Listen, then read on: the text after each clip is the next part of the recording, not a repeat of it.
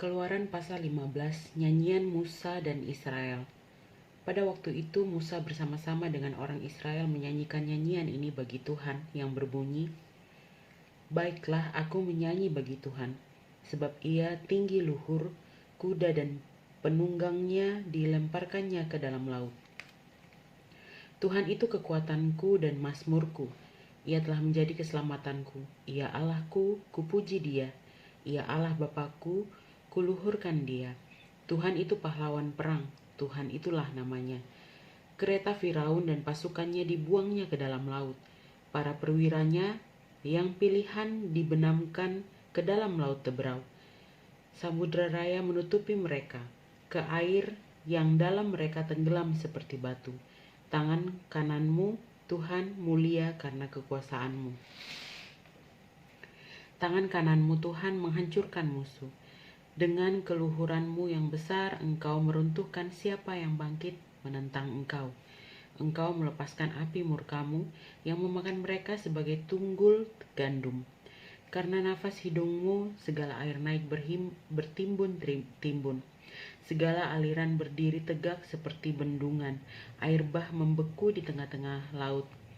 Kata musuh, aku akan mengejar, akan mencapai mereka, akan membagi jarahan. Nafsuku akan kulampiaskan kepada mereka, akan kuhunus pedangku. Tanganku akan melenyapkan mereka. Engkau meniup dengan taufanmu, laut pun menutupi mereka. Sebagai timah, mereka tenggelam dalam air yang hebat. Siapakah yang seperti engkau di antara para Allah, ya Tuhan? Siapakah seperti engkau, mulia karena kekudusanmu, menakutkan karena perbuatanmu yang masyur? Engkau pembuat keajaiban, engkau mengulurkan tangan kananmu, bumi pun menelan mereka. Dengan kasih setiamu engkau menuntun umat yang telah kau tebus. Dengan kekuatanmu engkau membimbingnya ke tempat kediamanmu yang kudus. Bangsa-bangsa mendengarnya, mereka pun menggigil. Kegentaran menghinggapi penduduk tanah Filistin.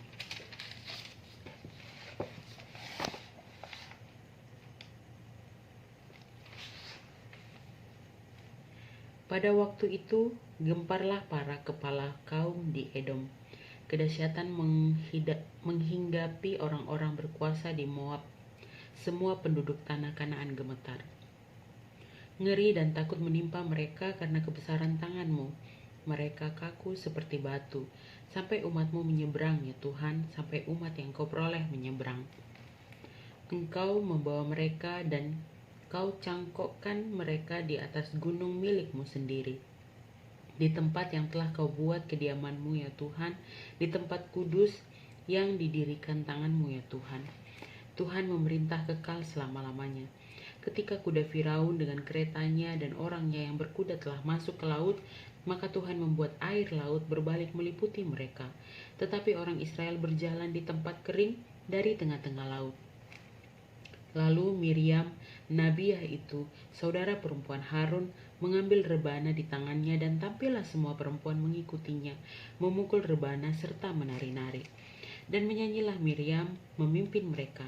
Menyanyilah bagi Tuhan sebab ia tinggi luhur, kuda dan penunggangnya dilemparkannya ke dalam laut.